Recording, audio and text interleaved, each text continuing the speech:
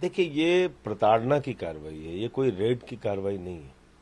और दूसरी चीज, 5 दिन तक सत्येंद्र जैन से पूछताछ हुई। इसी बीच हाई कोर्ट में ईडी ने लिख के दे दिया है कि उन पे कोई एफआईआर नहीं है, कोई शिकायत नहीं उनके खिलाफ। जब कुछ भी नहीं मिला सत्येंद्र जैन के खिलाफ, क्योंकि वो एक ईमानदार इंसान है, क्योंकि वो दिल्ली की सेवा स्वास्थ्य के जरिए ऐसे तरीके से कर रहे हैं कि पूरी दुनिया में उनका नाम हो रहा है, उनको बदनाम करने के लिए, उनको प्रताड़ित करने के लिए आज उनके घर पे छापा मार दिया। और उनके घर पर भी ये पहली बार छापा नहीं है। उनके घर पे सीबीआई का, ईडी का, आईटी का कई बार छापा मरवा चुके हैं मोदी जी। कई बार छापा मरवा चुकी है भारतीय जनता पार्टी, निकला कुछ नहीं। तो इसलिए ये जिस प्रकार से भारतीय जनता पार्टी और मोदी जी की बौखलाहट दिख रही है कि एक ईमानदार मंत्री को जो स्वास्थ्य के क्षेत्र में अनुकरणीय काम करके दिखा रहा है, उसको बदनाम करो, उसको प्रताड़ित करो, उसको उठा के जेल में डाल दो, उसके परिवार को प्रताड़ित करो, पत्नी को प्रताड़ित करो, बच्चों को अपमानित करो। इससे सिर्फ इनकी बौखलाहट नजर आ रही है।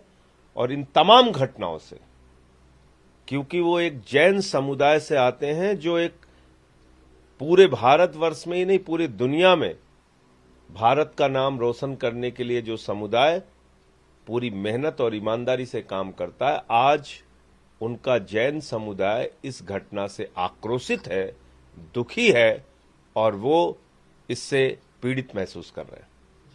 एक दूसरा मुद्दा है, बीजेपी ने बीते दिन उसने जो उनकी प्रवक्ता है नुपुर शर्मा और दिल्ली बीजेपी के मीडिया हेड नवीन जिंदल को पार्टी से निष्कासित कर दिया है। मामला है जो प्रफुल्ल मोहम्मद पे उन्होंने टिप्पणी की थी और उसके बाद जो कुवैत या कतर या इराक की तरफ से जो आपत्ति दर्ज की गई, उस पर केंद्र सरकार ने जवाब दिया कि ये फ्रिंज एलिमेंट के व्यूज थे। देखिए, ऐसा ये फ्रिंज एलिमेंट पाला किसने है? इनको पाल पोस के बड़ा किसने किया है? भारतीय जनता पार्टी ने। 75 साल की आजादी के बाद किसी भी प्रधानमंत्री ने भारतवर्ष का सिर दुनिया के सामने इतना झुकाया नहीं, इतना भारत को जलील नहीं किया, इतना बदनाम नहीं किया जितना अकेले नरेंद्र मोदी जी ने किया। ये भारत के लिए माफी मांगने की जो नौबत आई है, इसके पीछे सिर्फ और सिर्फ भारतीय जनता पार्टी जिम्मेदार है। इनकी नफरत की राजनीति जिम्मेदार है, नरेंद्र मोदी जी जिम्मेदार है। देश के प्रधानमंत्री नरेंद्र मोदी ने पूरी दुनिया में भारत का सिर झुकाया है। भारत की पहचान विविधता में एकता की है। भारत की पहचान वसुधैव कुटुंबकम की है। भारत की पहचान पूरी दुनिया में भाईचारे के नाते है। हम कहते हैं पूरा विश्व हमारा परिवार है। और उस भारतवर्ष को आप पूरी दुनिया में ऐसे फ्रिंज एलिमेंट के जरिए बदनाम कर रहे हैं। तो मोदी जी ने 75 वर्षों की आजादी के बाद सबसे ज्यादा भारत को दुनिया के स्तर पे बदनाम करने का काम किया। इस कार्रवाई के बाद कई पार्टियों की तरफ से कांग्रेस पार्टी ने भी मांग की। कई लोग कह रहे हैं कि ये कार्रवाई नहीं है, ये तो पार्टी की एक तरफ से प्रक्रिया है। कार्रवाई तब हो जब उन पे कोई एफआईआर दर्ज हो या कोई ऐसा केस रजिस्टर किया जाए दोनों। नहीं तो यही लोग तो बढ़ाते हैं ना इन चीजों को। आज जो नफरत की भाषा इनके प्रवक्ताओं ने बोली, नुपुर शर्मा या नवीन जिंदल ने, ये भारतीय जनता पार्टी का प्रशिक्षण है। वहां इसी प्रकार की ट्रेनिंग दी जाती है। जो पूरी पार्टी नफरत फैलाओ और बांटो और राज करो की नीति पे चल रही है। आज आप देखिए पूरी दुनिया में जो भारतीय हैं उनका सिर शर्म से झुक गया। उनको अलग अलग देशों में कितनी मुसीबत का सामना करना पड़ रहा है इन बदमाशों की वजह से, ये आप देखिए। कश्मीर को लेकर कश्मीरी पंडितों पे जो टारगेट किलिंग हो रही है, उस पर जंतर मंतर पे बीते दिन आप लोगों ने प्रदर्शन किया।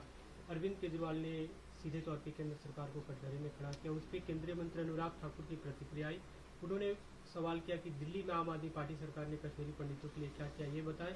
और जो इससे पहले सवाल उठाते रहे, जो एयर स्ट्राइक हुआ या सर्जिकल स्ट्राइक हुआ, वो लोग अब कश्मीरी पंडितों की हिमायती बन रहे हैं। देखो, अनुराग ठाकुर क्या कहता है वो महत्वपूर्ण है। वो गोली मारो छाप नेता है। अब भाजपा की सरकार है इसलिए बन गया है केंद्रीय मंत्री, तो उस पर कोई बात करना ठीक नहीं है, लेकिन मैं ये जरूर कहूंगा कि भारतीय जनता पार्टी ने कश्मीर फाइल्स फिल्म के नाम पे जितना पूरे देश में रोना धोना नौटंकी ड्रामा किया था, आज जब कश्मीरी पंडितों की हत्या हो रही है तो प्रधानमंत्री 7 दरवाजे के पीछे छिपे हुए हैं, गृह मंत्री बैठकों की नौटंकी कर रहे हैं, आईपीएल का मैच देखने में व्यस्त हैं। कितने सारे साक्ष्य सामने आए कि कश्मीरी पंडित वहां से अपना ट्रांसफर चाहते थे। उनको पता था हमारे साथ यह घटना हो सकती है, उनको आशंका थी इस बात की कि उनकी हत्या भी हो सकती है, बावजूद इसके उनका ट्रांसफर नहीं किया गया। बॉन्ड साइन करा के आप उनको कश्मीर में रखते हैं जबरन कि तुम भले ही मौत के घाट उतार दिए जाओ लेकिन तुम यहीं रहोगे।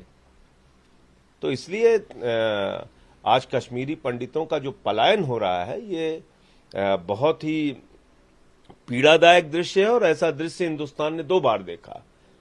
एक 90 में, उस वक्त जब जगमोहन वहां के राज्यपाल थे जो भारतीय जनता पार्टी के नेता थे, और दूसरा उस वक्त जब मोदी जी 56 इंच के सीने वाले प्रधानमंत्री इस देश में हैं।